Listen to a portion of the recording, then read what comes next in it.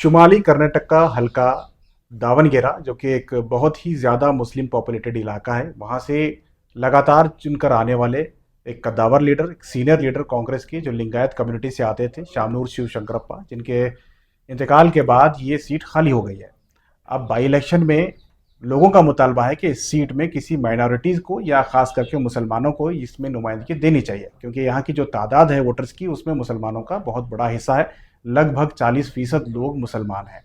तो अब सवाल ये बनता है कि आखिर मुसलमान को दिया जाए तो किस तरह से दिया जाए, क्योंकि एक डोमिनेशन है नॉर्थ कर्नाटक में लिंगायत कम्युनिटी का, और ऐसे में क्या माइनॉरिटी को वहाँ मौका मिल सकता है, एक सवालिया निशान है।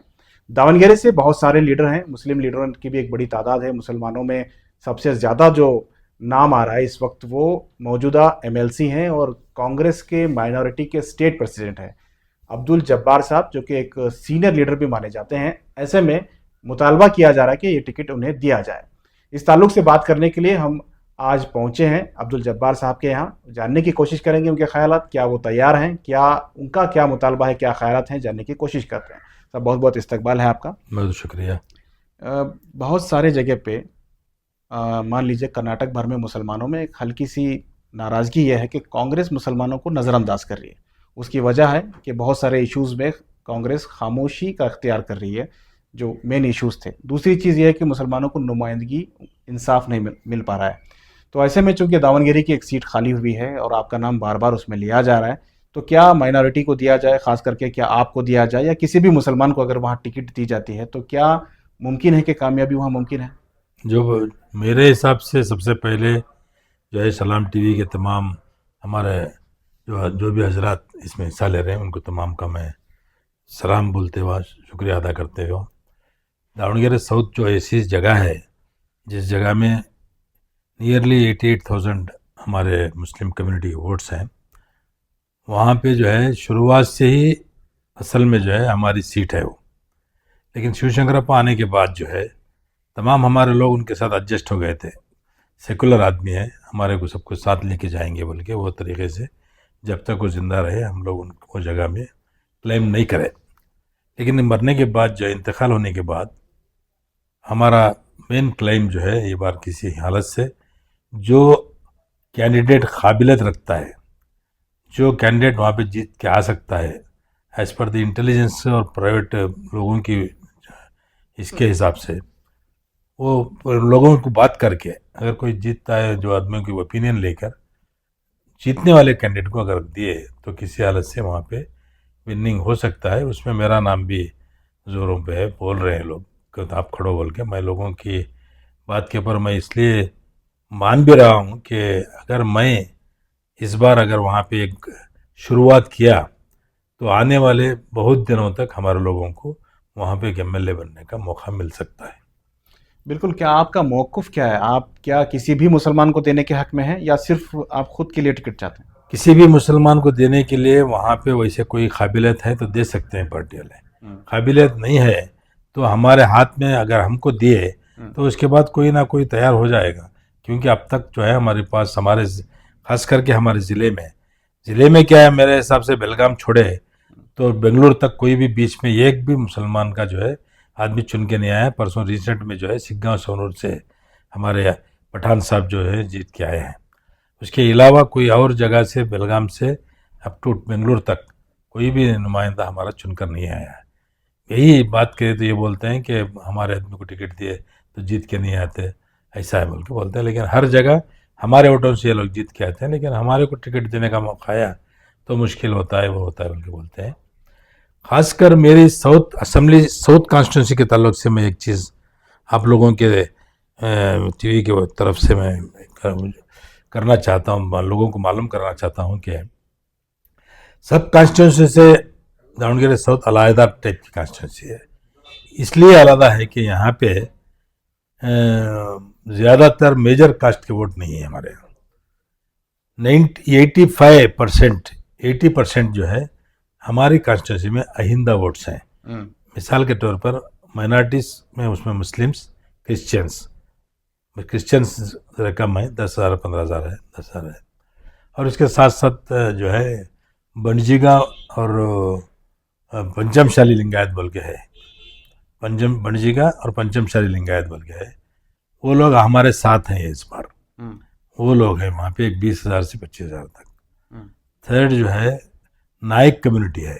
नायक कम्युनिटी तो हमारे जारकिहोली साहब के कास्ट के लोग जो हैं, एसटी 20,000 के करीब उनके लोग हैं, उनके वोट हैं। कुरुबास हैं एक 20,000 के करीब, एससी हैं एक 10 से 20,000 इलेक्शन तक, और मराठे हैं।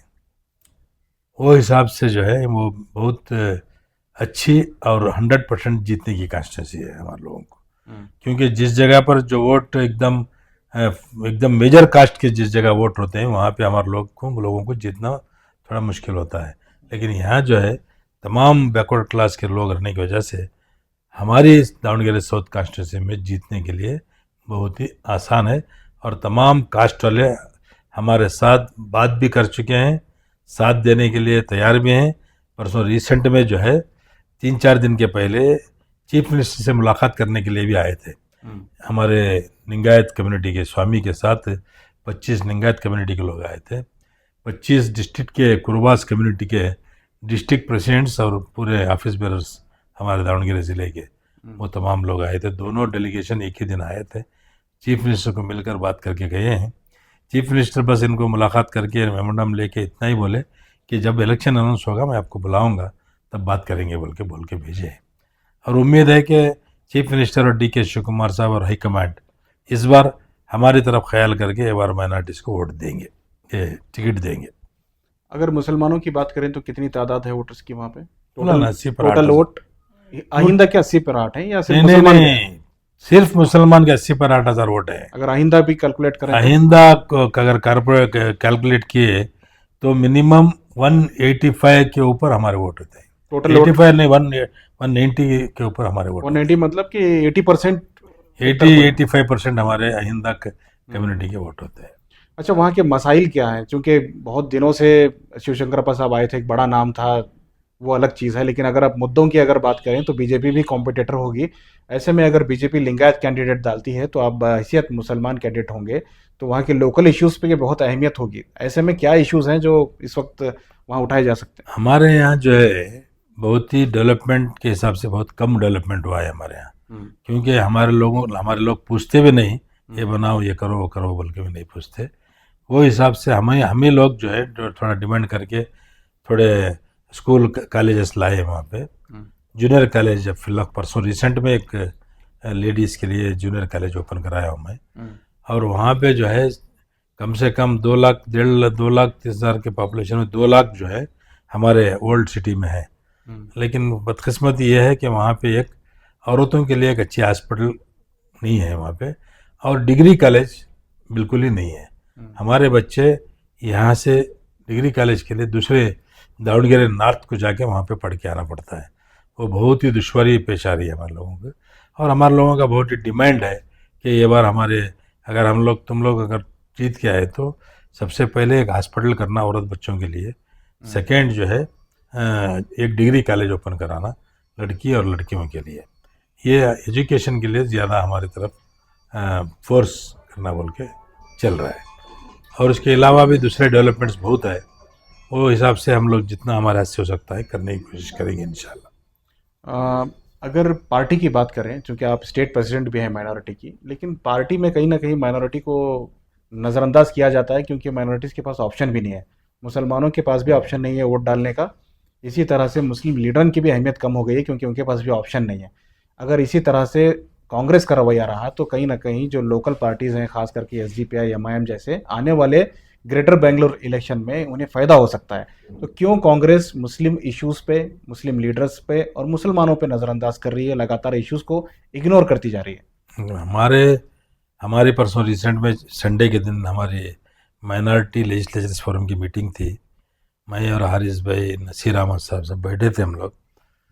उस दिन जो है हमारे तमाम लीडर्स मुत्तहद इत्तेफाक के साथ इस बार माइनॉरिटी टिकट लेने के ताल्लुक से पूरे तैयार हैं। चीफ मिनिस्टर से बात करने के लिए भी हमारे तमाम लीडर्स तैयार हैं। और आज 6:30 बजे हमारी मीटिंग भी है पूरे लेजिस्लेचर्स की।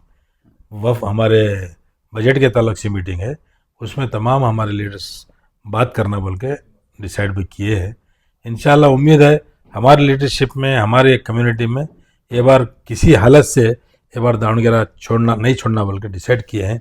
अगर ये बार छोड़े तो और 40-50 साल हमारे लोगों को ये सीट नहीं मिलती, बल्कि हमारे तमाम लीडर्स हजरत को भी मालूम है, वो भी लोग ऐसे ही डिसाइड किए हैं। इस ताल्लुक से डीके शिव कुमार से आपकी कोई बातचीत हुई है? अभी फिलहाल तो नहीं हुई है। तमाम डीके शिव कुमार ही एक बार चीफ मिनिस्टर नसीर अहमद, ज़मीर अहमद साहब और डीके शिव कुमार एक फ्लाइट में जा रहे थे बोल के मुझे नसीर अहमद बता रहे थे। एक फ्लाइट में जा रहे थे, उस वक्त डीके शिव कुमार ही बोल रहे थे, क्योंकि तब शिवशंकरप्पा बीमार थे, थोड़ा हॉस्पिटल में थे, अभी जिंदा थे। उस वक्त में डीके शिव कुमार सीएम को बोले गए थे, सर मैं मल्लिकार्जुन को बुला के बोला हूँ, क्योंकि अगली बार किसी हालत से मुस्लिम को एक बार वहाँ पे अकोमोडेट करना है, या तो तुम उसमें ढूंढो या तो हम लोग उस मुस्लिम कैंडिडेट को तलाश करके ये बार देंगे बोल के बात किए थे, बोल के नसीर अहमद साहब, ज़मीर अहमद साहब दोनों बोल रहे थे।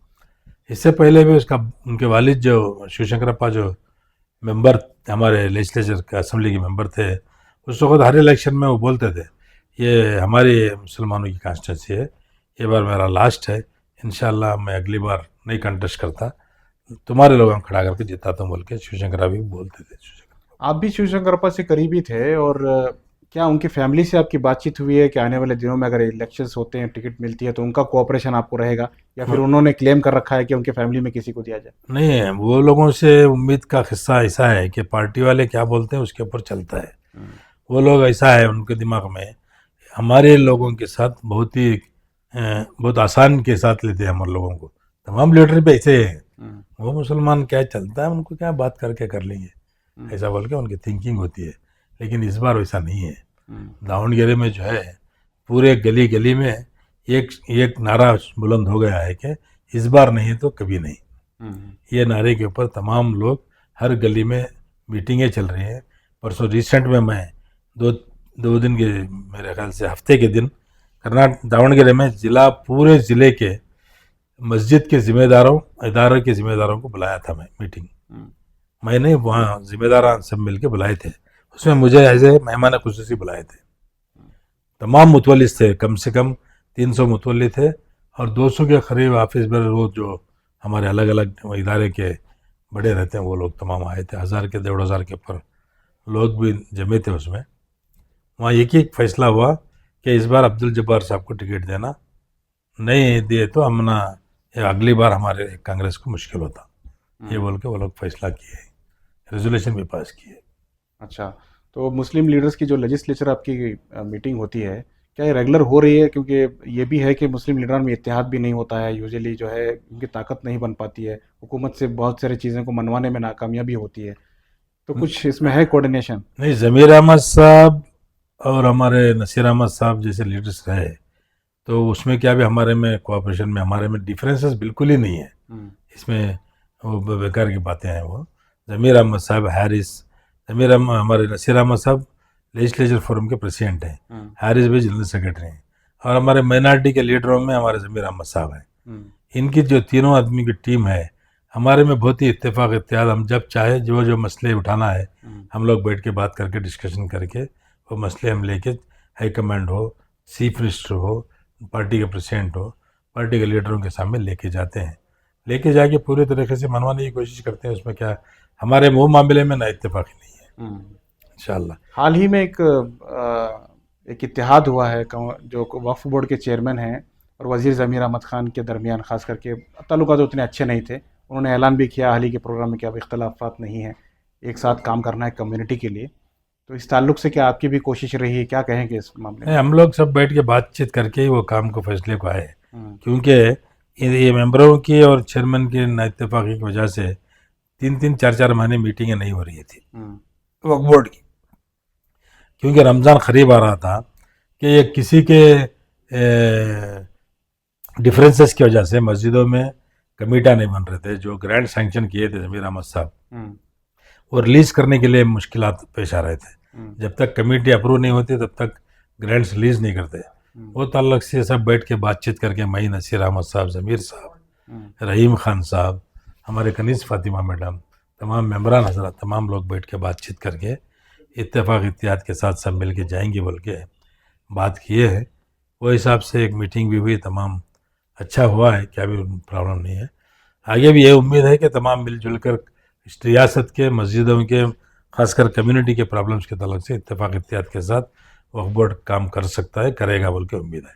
अच्छा, कांग्रेस पार्टी में चूंकि आप माइनॉरिटी स्टेट प्रेसिडेंट हैं, ये कहा जाता है कि पार्टी में मेन स्ट्रीम में जो मेन पार्टी है केपीसीसी, उसमें माइनॉरिटी विंग को इग्नोर किया जाता है, नज़रअंदाज किया जाता है। क्या ये सही है? क्या आपको रिस्पांस मिल रहा है वहाँ से? नहीं नहीं, हमको हमारे को DK शिव कुमार साहब जो है, मुझे आज तक तुम ये करो वो क्यों करे बोल के मेरे को कभी नहीं पूछे।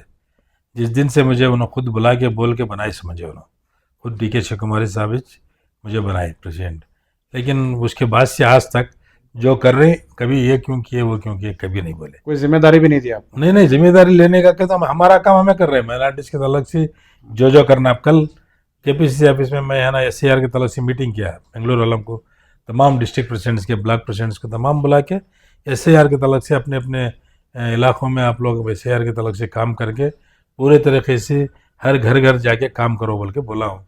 और जो भी हमारे कैंडिडेट्स कारपोरेशन में खड़ने की जो दिल में ख्वाहिश रख लिए हैं, तमाम लोग अपने अपने एरिया में ऑफिसें करो और SAR के तलक से घर घर जाके काम करो बोल के कल डायरेक्शन दिया हूँ। आपके पीरियड में, चूंकि तकरीबन 4-5 साल हो गए हैं शायद आपके चेयरमैन बने, क्या बड़ा काम रहा, क्या अच्छा काम, कौन से इंपॉर्टेंट काम है जो याद करें आप? पिछली बार जो है जिस वक्त मुझे बनाए थे चेयरमैन, उस वक्त रियासत की जो गवर्नमेंट हमारी इलेक्शन डिक्लेयर हुआ था, 124 कॉन्स्टिट्यूंसी को मैं दौरा किया हूँ।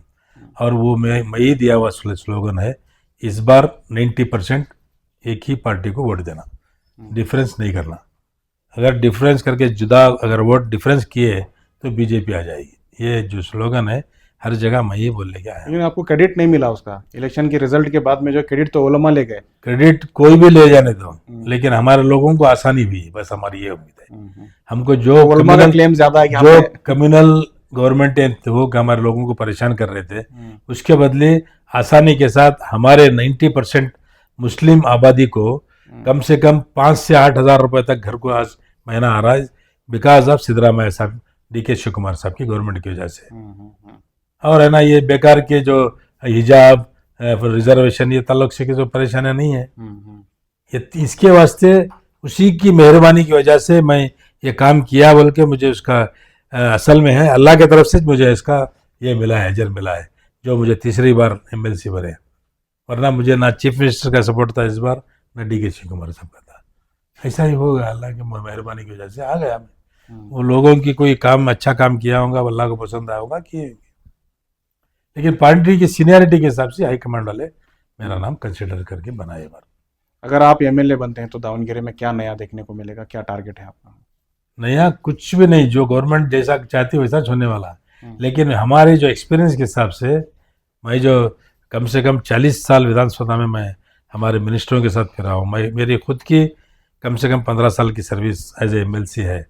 वो हिसाब से मुझे जो एक्सपीरियंस है, मैं बहुत कुछ कर सकता हूँ, खाली मेरी कॉन्स्टिट्यूंसी का नहीं, मैं हर मेरे कम्युनिटी के हर जिस जगह में हमारी आबादी ज़्यादा है वहाँ मैं खिदमत करने की कोशिश करूँगा और तमाम कौम को इत्तेफाक इत्तेहाद के साथ ले जाने की कोशिश करूँगा।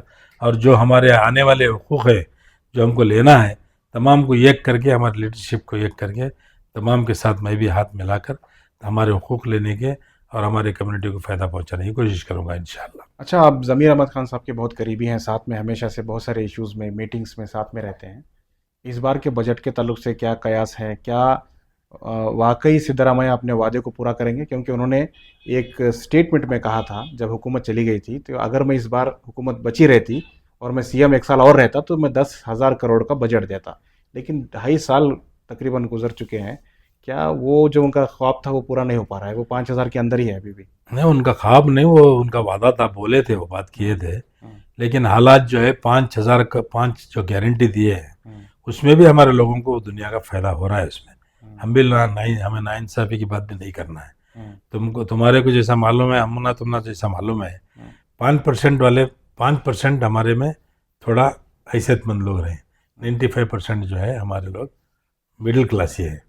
जो भी फ़ायदे हुकूमत के हैं, हमारे औरत बच्चों को भी फ़ायदा पहुंच रहा है, हमारे 5 गारंटियों में हमारे लोगों को भी 95% फ़ायदा पहुंच रहा है। ये भी जो है हमारे एक बजट का एक हिस्सा रह सकेगा।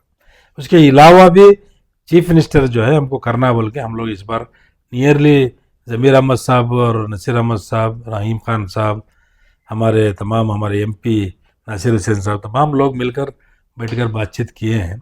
बातचीत करके 11,000 करोड़ का बजट प्रपोज किए थे। लेकिन हमारे को परसों रिसेंट में मैं हमारे नसीर अहमद साहब का स्टेटमेंट देखा, क्योंकि थोड़ा ये हमारे ये सेल टैक्स की वजह से, ये टैक्स की वजह से कम आने की वजह से 15,000 टैक्स कम आने की वजह से, सेंट्रल टैक्स कम आने सेंट्रल टैक्स का जो है हमारे कम वसूली की वजह से 15,000 करोड़ का हमारे रियासत को आने वाली आमदनी को तकलीफ हो रही है, कटौती हो रही है। इसलिए इस बार ज़रा मुश्किल होगा बोल के नसीर अहमद साहब का स्टेटमेंट पढ़ा मैं।